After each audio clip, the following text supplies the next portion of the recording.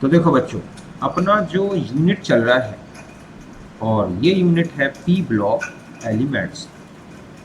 आज हम इस यूनिट में जो टॉपिक्स डिस्कस करेंगे उनमें फर्स्ट तो होगा oxo acids of halogens. Okay, इसके बाद हम क्लोरीन की प्रिपरेशन, प्रॉपर्टीज, यूजेस इसको डिस्कस करेंगे।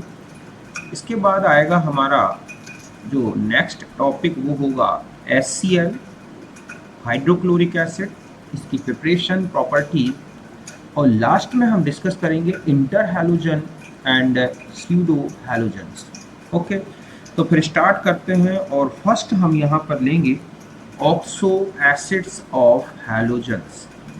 तो देखो बच्चों, जो हैलोजन एलिमेंट्स हैं, ओके, ये 4 टाइप्स के ऑक्सो एसिड्स बनाते हैं। इनमें से फर्स्ट है HOX, इसको बोलते हैं हाइपोहैलस एसिड, जो कि क्लोरीन, ब्रोमीन और आयोडीन तीनों में मिलता है। मीन्स ये तीनों हैलोजेंस इस एसिड को फॉर्म करते हैं। नेक्स्ट है HOXO, इसको बोलते हैं हैलस एसिड, ये केवल क्लोरीन में ही मिलता है और उसी का स्टेबल है HClO2 के फॉर्म में। फिर आता है HOXO2, इसको बोलते हैं हैलिक एसिड, जो कि क्लोरीन, ब्रोमीन, आयोडीन तीनों हैलोजेंस द्वारा फॉर्म किया जाता है। और जो फोर्थ नंबर का है वो है HOXO3, पर हैलिक एसिड, जो कि क्लोरीन, ब्रोमीन, आयोडीन तीनों हैलोजेंस में मिलता है। तो समझ गए ना कि जो हैलोजन एलिमेंट्स हैं इनके 4 टाइप्स के ऑक्सो एसिड्स हैं। ऑक्सो एसिड्स इसलिए बोला जाता है बच्चों क्योंकि इनमें जो एसिडिक नेचर है वो ऑक्सीजन से जुड़े H हाइड्रोजन के प्रोटॉन के फॉर्म में रिलीज होने के कारण मिलता है। एक होते हैं हाइड्रो एसिड, जो हैलोजेंस के साथ डायरेक्ट हाइड्रोजन जुड़ा होता है और वो भी एसिडिक हो जाता है। तो यहाँ पर हमें क्लोरीन के ऑक्सो, ठीक है, या कहें कि ऑक्सो एसिड्स को डिस्कस करना है। और ये 4 टाइप्स के हो गए, हाइपोहैलस, हैलस, हैलिक और परहैलिक। अब आता है कि इनकी अगर आपको एसिडिटी बतानी है कि कौन सा एसिड ज़्यादा एसिडिक होगा, तो ध्यान रखें कि acidity of oxo acids directly proportional to the oxidation states of halogen. Halogen atom की ऑक्सीडेशन स्टेट जितनी ज़्यादा होगी उसमें हैलोजन उतना ज़्यादा कोवेलेंट नेचर शो करेगा, और जितना ज़्यादा कोवेलेंट नेचर होगा ऑक्सो एसिड में वो उतना ही ज़्यादा एसिडिक हो जाता है। और अगर हैलोजन की साइज के बेस पर या उसकी इलेक्ट्रोनेगेटिविटी के बेस पर देखें तो acidity of oxo acid inversely proportional to the size of halogen. अगर हैलोजन बड़ा है, सेम ऑक्सीडेशन स्टेट्स की अगर हम ऑक्सो एसिड्स की बात करें डिफरेंट हैलोजेंस में, तो जो हैलोजन सबसे बड़ा होगा उसमें एसिडिटी सबसे कम होगी। देखो यहाँ पर अगर हम क्लोरीन के ऑक्सो एसिड्स की बात करें तो यहाँ इसकी +1, +3, +5 और +7 ये ऑक्सीडेशन स्टेट्स हैं क्लोरीन की। ठीक है, तो इसका मतलब है कि जहाँ ऑक्सीडेशन स्टेट सबसे ज़्यादा है, मीन्स पर क्लोरिक एसिड HClO4 ये सबसे स्ट्रॉन्ग एसिड होगा। ये इतना स्ट्रॉन्ग है कि H2SO4 से भी ज़्यादा स्ट्रॉन्ग नेचर शो करता है। समझ गए ना?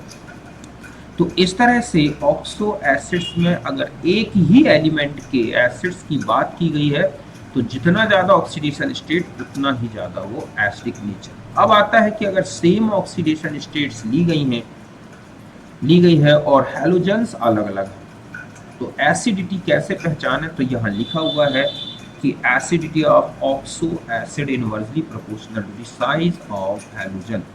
इसका मतलब है कि HClO4, HbRO4 और HiO4 सबसे ज़्यादा एसिडिक होगा। इन सब में हैलोजन की ऑक्सीडेशन स्टेट देखो आप 7+ है, लेकिन सबसे ज़्यादा इलेक्ट्रोनेगेटिविटी किसकी हुई? क्लोरीन की, और इसीलिए HClO4 सबसे स्ट्रॉन्ग एसिड होगा और HiO4 सबसे वीकेस्ट होगा इस सीरीज में।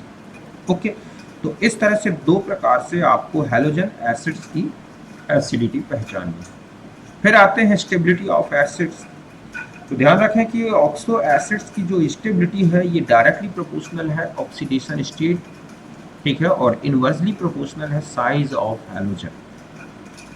मींस जितना ज़्यादा ऑक्सीडेशन स्टेट होगा हैलोजन एटम में उतना ही स्ट्रॉन्ग उतना ही स्टेबल ऑक्सो एसिड होगा। तो HClO4 से HClO से हम हाइपोक्लोरस एसिड से परक्लोरिक एसिड तक चले तो एसिडिटी इस ऑर्डर में चेंज होगी। मतलब HClO से ज़्यादा स्टेबल HClO2, उससे ज़्यादा HClO3 और उससे ज़्यादा HClO4।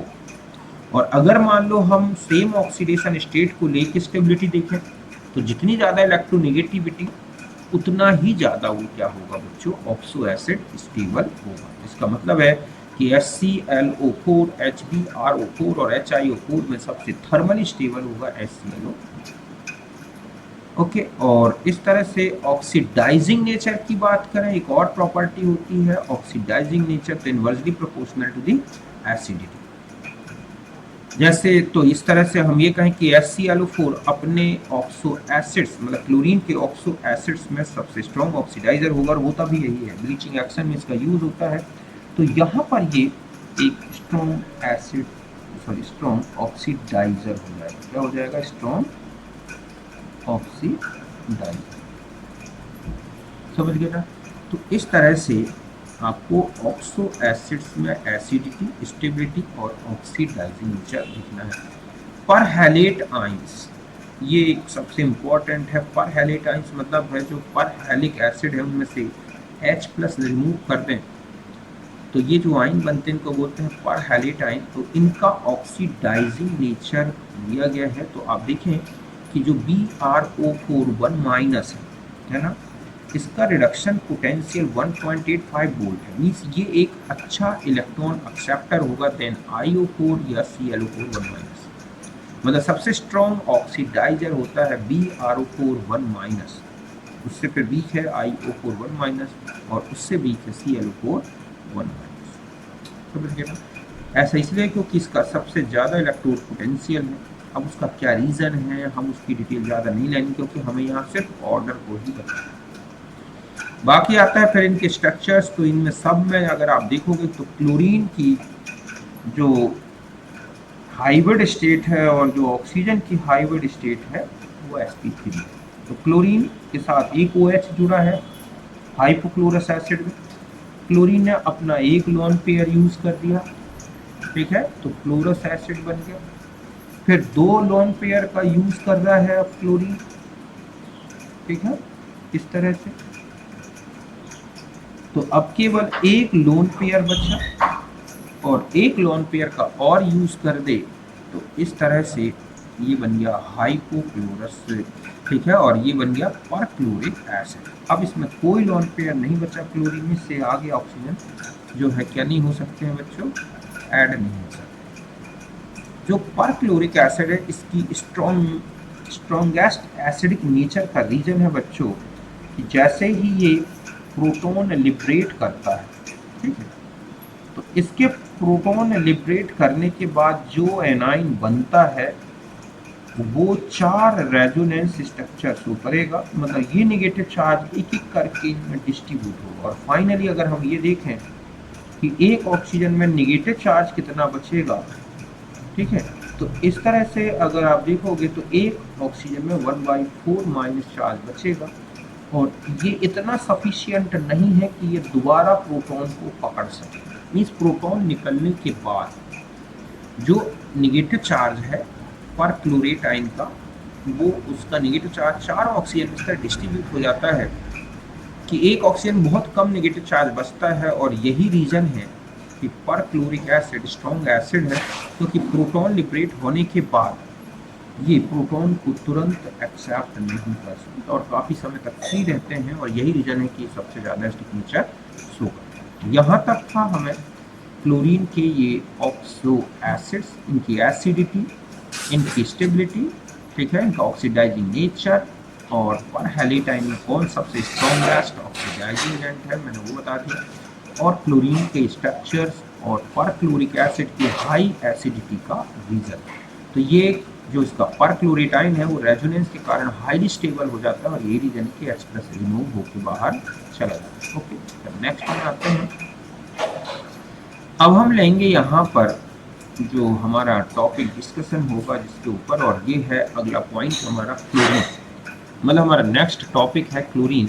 तो यहाँ पर हम क्लोरीन का प्रिपरेशन, इसकी प्रॉपर्टीज़ और इसके क्या यूजेस हैं उनके बारे में। तो देखो सबसे पहले हम आते हैं प्रिपरेशन। तो अगर हम प्रिपरेशन लैब मेथड देखें बच्चों की, ये जो है ना लैब में बनाई जाती है क्लोरीन, तो MnO2 मैग्नीज डाइऑक्साइड पर HCl की रिएक्शन कराई जाती है।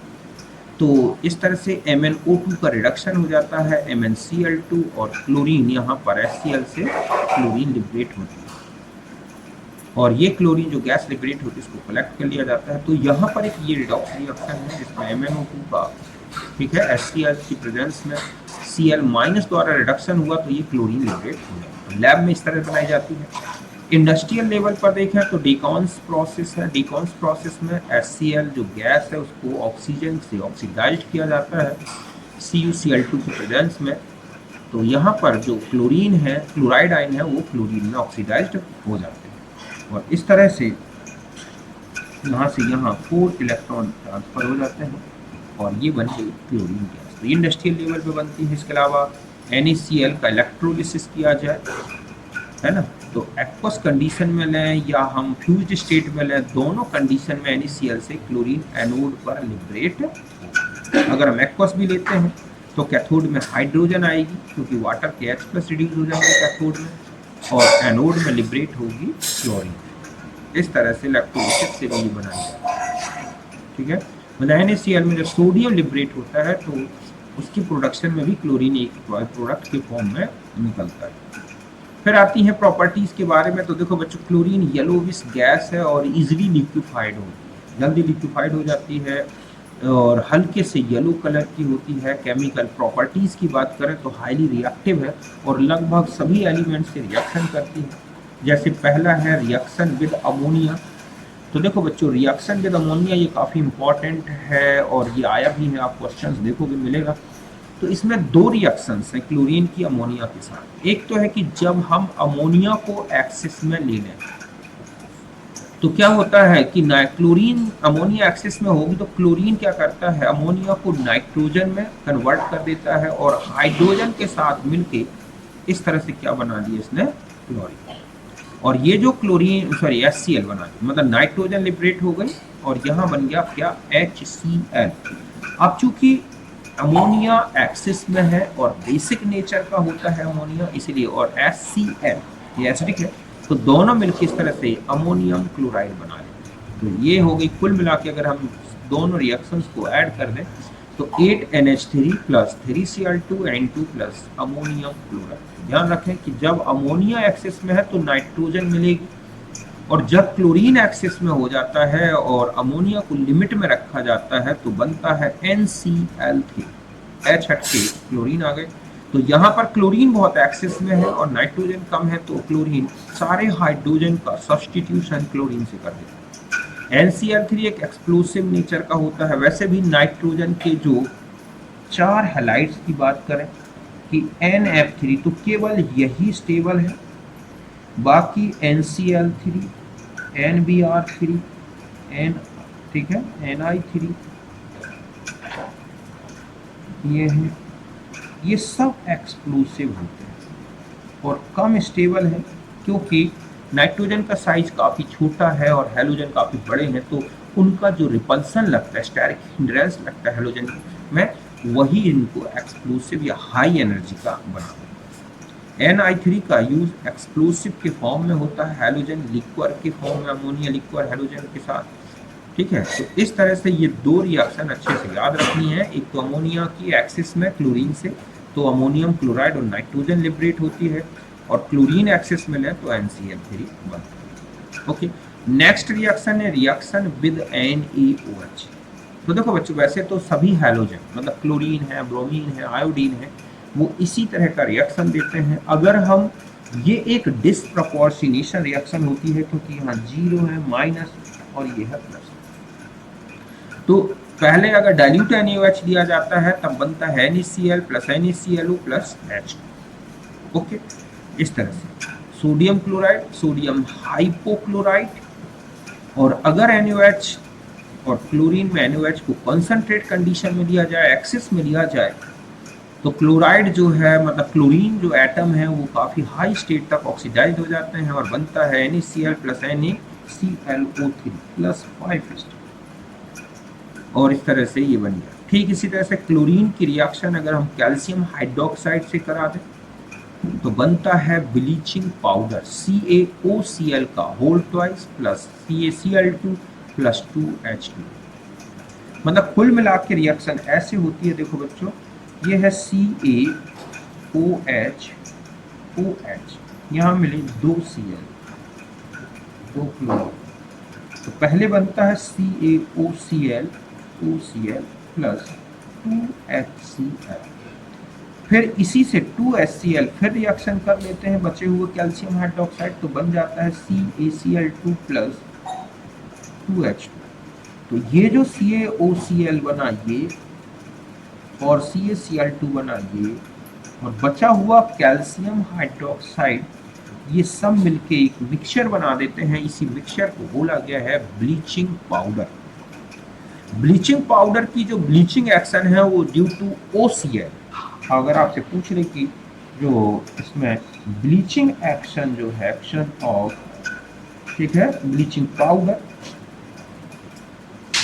तो due to OCl minus, because ये वाटर से रिएक्शन करता है, ठीक है, तो बनता है HClO और जो बाद में क्लोरीन लिबरेट करके HCl प्लस O में चेंज, और इसी के कारण इसकी ब्लीचिंग एक्शन मिलती है।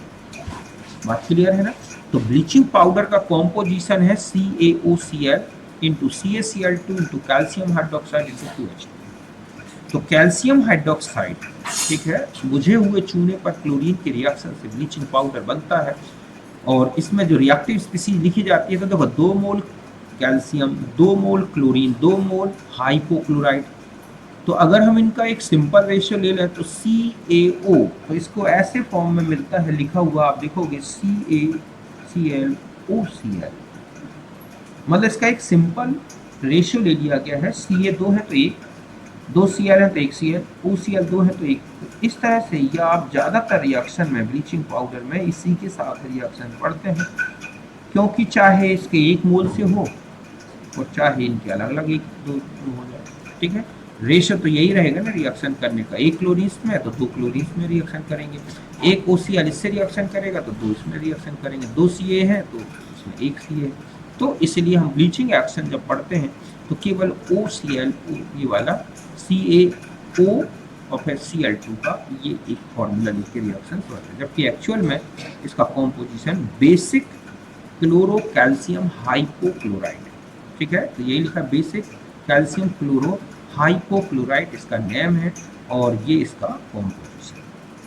फिर हम आ जाते हैं reaction with halogen, reaction with halogen नहीं, रिएक्शन विद हाइड्रोकार्बन, है ना। तो ये वाला चैप्टर तो वैसे हम हाइड्रोकार्बन में डिस्कस करेंगे, कर रखा है वहाँ पर आप हाइड्रोकार्बन एल्केन का हैलोजनेशन पढ़ोगे।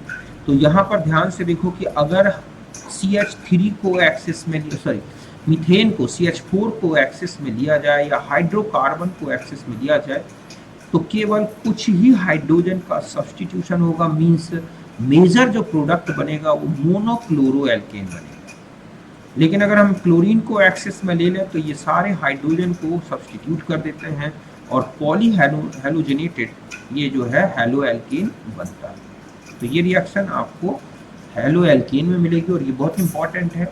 इसमें लिखा होता है, जैसे यही लिख दिया जाए कि ये है C2H6, है ना, तो यहाँ पर लिखा है क्लोरीन लिमिट में ली गई और यहाँ पर लिखा है क्लोरीन एक्सिस। ध्यान रखें यहाँ पर CH3 CH2 Cl बनता है, जबकि यहाँ C2 जो है यहाँ बन जाता है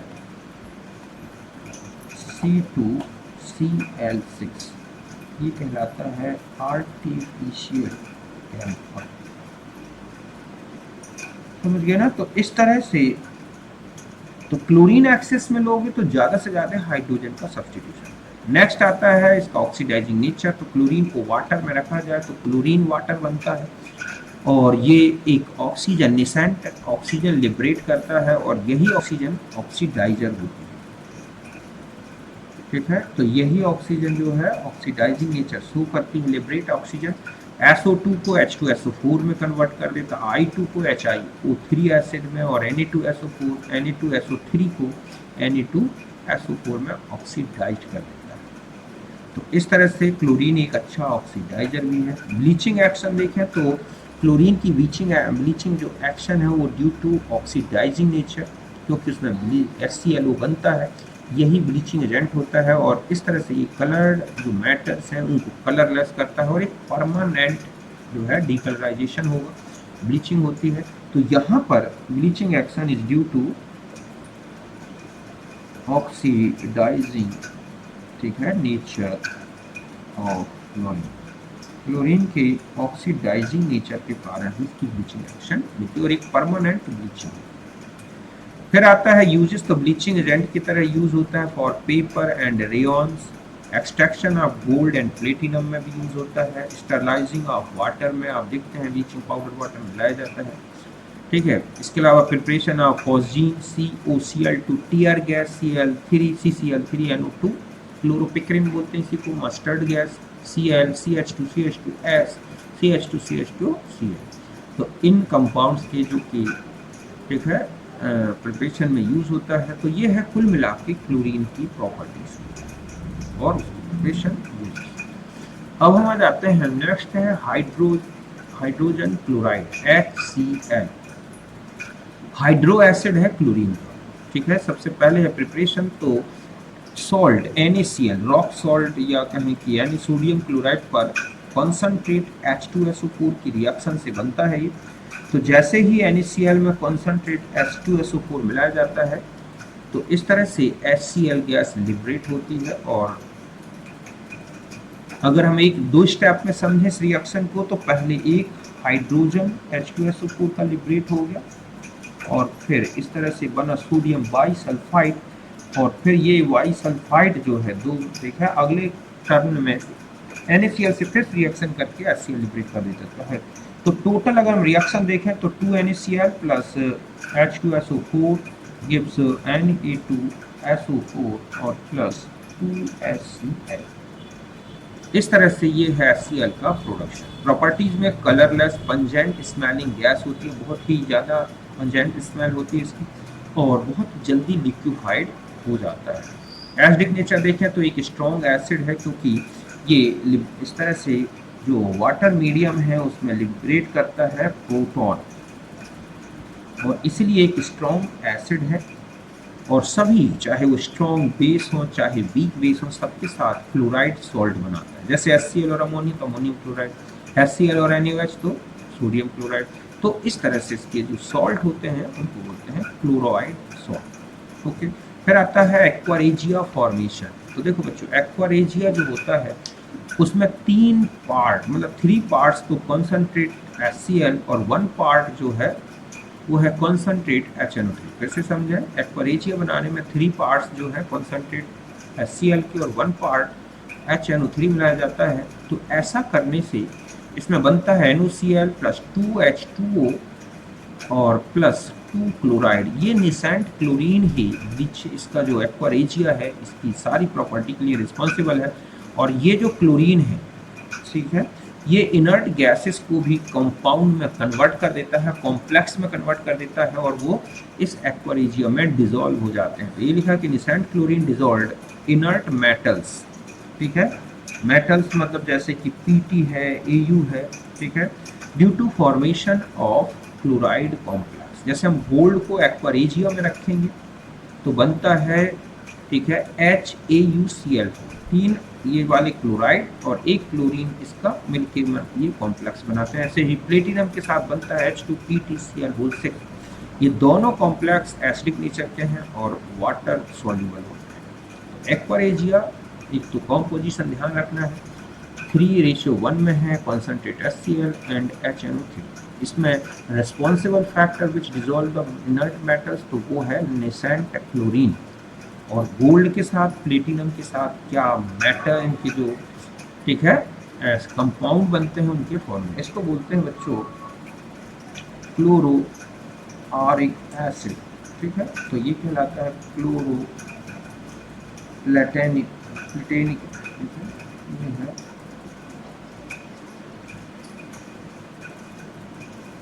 क्लोरो लैटिनिक एसिड, एसिडिक नेचर के होते हैं दोनों और वाटर सोल्यूबल। फिर आता है कि रिएक्शन विद सॉल्ट्स, तो किसी भी सॉल्ट, कार्बोनेट है, बाइकार्बोनेट सॉल्ट्स हैं, अगर हम उसमें HCl मिलाते हैं तो ये उनको डिकम्पोज कर देते हैं और खुद सॉल्ट में कन्वर्ट कर हो जाते हैं और CO2 या इस तरह से गैस लिबरेट हो जाती है। सोडियम कार्बोनेट को HCl में रखोगे तो CO2 लिबरेट होगी, सोडियम बाइकार्बोनेट से भी CO2 लिबरेट होगी। इस तरह से ये सॉल्ट से जो है सॉल्ट का डिकम्पोजिशन कर देता है HCl। यूज में आते हैं तो इसका सबसे ज़्यादा यूज होता है एक्सट्रैक्शन ऑफ गोल्ड, ठीक है, sorry extraction of glue from bones, bones जो होती हैं उनमें जो ग्लू चिपका होता है बचा हुआ मैटर उसको घोलने में, ठीक है, HCl का यूज होता है। इसके अलावा manufacturing of chlorine, glucose, glucose जब स्टार्च से बनाया जाता है तो स्टार्च में वाटर और HCl कैटलिस्ट की तरह मिला के रख दिया जाता है तो ये स्टार्च को हाइड्रोलाइज्ड कर देता है। इसके अलावा मेडिसिन में यूज़ होता है, लेबोरेटरी रिएजेंट तो है ही, सबसे ज़्यादा जो है HCl, डाइल्यूट HCl और कंसनट्रेट HCl का यूज़ होता है लैब में। तो इस तरह से ये है HCl का नेचर, उसकी प्रॉपर्टी। अब हम आ जाते हैं, नेक्स्ट है इंटर हैलोजेंस। देखो बच्चों, इंटर हैलोजन एक्चुअली हैलोजन के halides means two different halogens जो होते हैं एक दूसरे से रिएक्ट करते हैं और इंटर हैलोजन बनाते हैं।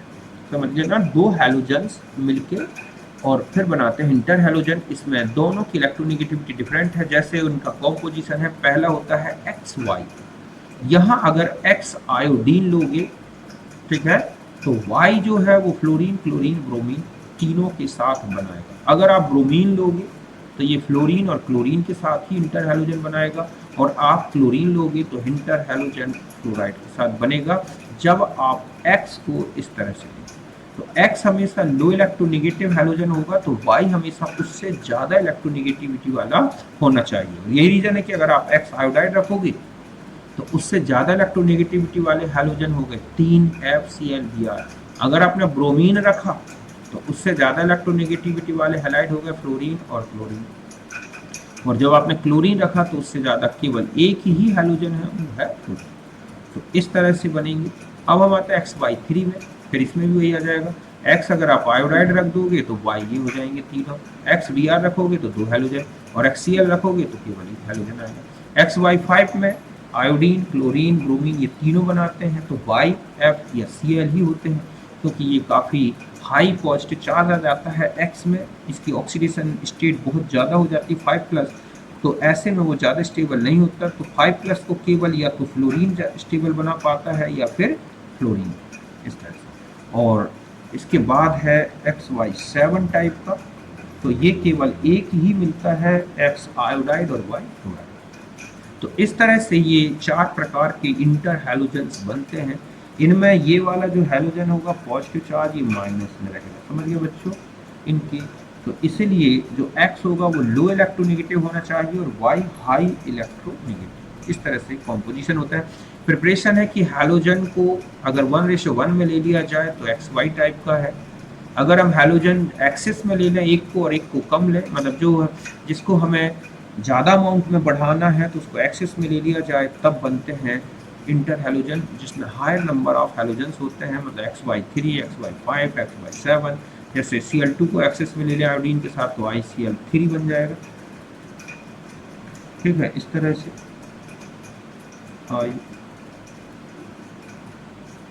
I2ICl3। ऐसे फ्लोरीन को और ज़्यादा एक्सेस में ब्रोमीन के साथ तो BrF5 बनता है। तो ऐसे अलग अलग मेथड से बनाया जाता है। प्रॉपर्टीज़ की बात करें तो XY मोस्टली तो गैस हैं, कुछ जो है लिक्विड है, जैसे XY3, XY5 मोस्टली क्या है, लिक्विड सॉलिड, मतलब XY तो सबके सब ज़्यादातर गैस है। बाकी जो हायर हैलोजन में XY3 है, XY5 मोस्टली लिक्विड या सॉलिड है।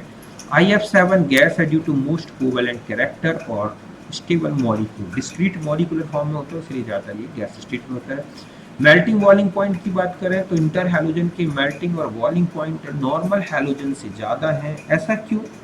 क्योंकि जो इंटर हैलोजन है वो पोलर नेचर के होते हैं। अगर आप एक्स और वाई ले लें तो ये प्लस है और ये माइनस। तो ऐसे में जो इंटर हैलोजन मॉलिक्यूल्स हैं उनमें डाइपोल डाइपोल अट्रैक्शन ज़्यादा होता है, और यही रीज़न है कि ये हैलोजन से ज़्यादा मेल्टिंग और बॉइलिंग पॉइंट रखते हैं, जबकि halogen complete non polar molecule, तो ये पोलर है, ठीक है। जबकि अगर हम क्लोरीन और क्लोरीन ले लें तो ये क्या होगा बच्चों, नॉन पोलर। तो जो पोलर होंगे उनमें अट्रैक्शन ज़्यादा है, डाइपोल डाइपोल अट्रैक्शन, और यही रीज़न है कि ये ज़्यादा मेल्टिंग बॉइलिंग पॉइंट रखते हैं। जबकि क्लोरीन है, फ्लोरीन है, आयोडीन है, ये नॉन पोलर है और इनमें केवल डिस्पर्सन फोर्सेस या कहें लंडन फोर्स ही वर्क करता है, जो वीक मॉलिकुलर जो है फोर्स होता है। फिर आता है inter halogen are more reactive than halogen due to polar nature, कि अगर आप देखोगे कि इंटर हैलोजन ज़्यादा रिएक्टिव इसलिए है क्योंकि ये इजी गोइंग प्लस और माइनस में ब्रेक हो जाते हैं, और पोलर नेचर के कारण ये तुरंत किसी से रिएक्शन कर लेते हैं, जबकि जो हैलोजेंस है वो टोटली नॉन पोलर है। हाइड्रोलिसिस कराएं तो ध्यान रखें कि they form oxo acid with X and, ठीक है, with X halogen and hydro acid with Y. देखो कैसा, मतलब एक्स के साथ पॉजिटिव है तो वाटर का OH आके जुड़ जाएगा और Y बन जाएगा HY। एक्स वाई, देखो इसमें हैलोजन जो ये है कौन सा एक्स, उसका ऑक्सीडेशन स्टेट चेंज नहीं होगा जब वो क्या बनाएगा, ऑक्सो एसिड। इसका मतलब है कि X प्लस का एक ही एसिड होगा हाइपोहेलिस, X3 का होगा हेलस, +5 में होगा हेलिक, और +7 में बन जाएगा हाइपोहेलिक एसिड। तो पहले 1 मोल H2 हमें 1 HX निकालना था, मतलब HY। अब हमें 3 निकालने हैं तो हमें 2 मोल H2O लेंगे, जिनमें से 1 OH तो हैलोजन के साथ चला गया, मतलब X के साथ, बाकी 3 HY में चले गए। इसी तरह से 3 H2O और 4, मतलब कुल मिला के हमें 8 हाइड्रोजन चाहिए, क्योंकि एक हाइड्रोजन HOO4 बनाने में या HOX बॉन्ड बनाने में यूज हो गया, और बाकी 7 हाइड्रोजन आप देख रहे हैं HY बनाने में यूज होंगे। तो इस तरह से आप इंटर हैलोजन की वाटर से रिएक्शन होती है। अब आता है कि स्ट्रक्चर, तो यहाँ पर आप चाहें तो किसी भी का, जैसे IF, IF3, IF5 और IF7 के साथ रिएक्शन वाटर की लिख सकते हैं। तो ये क्या बन जाएगा बच्चों, देखो HOI प्लस HF, यहाँ पर लगेगा 2H2O तो बन जाएगा क्या, HOIO प्लस, ठीक है, 3HF। यहाँ लगेगा 3H2O क्योंकि 6 हाइड्रोजन टोटल चाहिए, तो HOIO2 प्लस 5HF, और यहाँ लगेगा 4H2O तो बन जाएगा HOIO3 प्लस 7HF। स्ट्रक्चर की बात करें तो इनमें आपको ये फॉर्मूला याद रखना है, 7 + Y/2। Y मतलब जो ये है टर्म Y, तो इस तरह से जैसे XY में देखोगे तो sp3 हो जाएगा, है ना। अगर XY3 में जाएंगे तो ये sp3D होगा, XY5 में तो sp3D2 होगा, और XY7 में sp3D3। तो XY लीनियर स्ट्रक्चर रखेगा, XY3 टी शेप स्ट्रक्चर रखता है, XY5 स्क्वायर पैरामिडल रखता है, और XY7 pentagonal by pyramidal structure रखता है। यूजेस की बात करें तो नॉन एक्वस सॉल्वेंट की तरह यूज होते हैं, फ्लोरिनेटिंग एजेंट अच्छे होते हैं। ClF3 और BrF3 का यूज होता है यूरेनियम के फ्लोराइड, यूरेनियम 235 से यूरेनियम फ्लोराइड बनाने में यूज होता है, ठीक है। तो यही लिखा है कि ClF3 BrF3 are used for the production of UF6 in enrichment of U235, इस तरह। और लास्ट होते हैं इंटर हैलोजन के बाद, ठीक है, स्यूडो हैलोजन। समझिए बच्चों, अब क्या है लास्ट, स्यूडो हैलोजन। देखो स्यूडो मतलब होता है जो एक्चुअली में हैलोजन नहीं है, ये है स्यूडो हैलोजन। तो देखो बच्चों, ऐसे कंपाउंड या आइंस जिनमें 2 और मोर एटम्स होते हैं, जिनमें से एटलीस्ट 1 तो नाइट्रोजन ही होता है, और इनकी प्रॉपर्टी हैलाइड आयन जैसी होती हैं, उनको बोला गया है स्यूडो हैलाइड आयन। मतलब ऐसे कंपाउंड या आयंस जिनमें हैलोजन नहीं है लेकिन उनकी प्रॉपर्टीज हैलोजन से मिलती हैं। हैलाइड आयन की स्टेट में जब ये नेगेटिव आयन के फॉर्म में होते हैं तो हैलाइड आयन से मिलती हैं, और जब न्यूट्रल होते हैं तो हैलोजन एलिमेंट से मिलती हैं।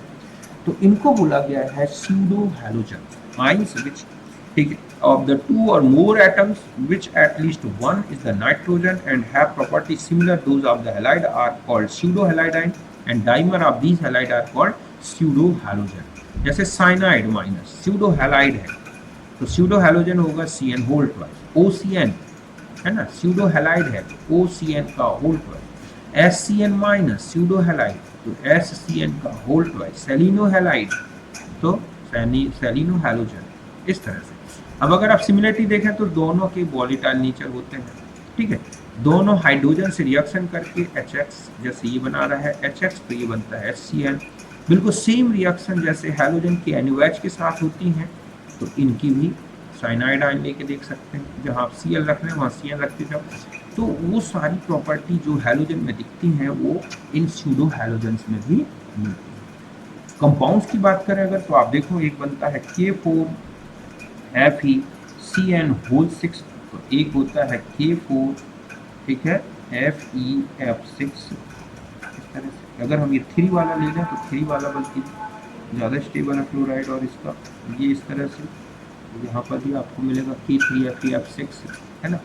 SiCl4 बनता है, SiCN होल 4 भी होता है, NaCl है तो NaCN भी है।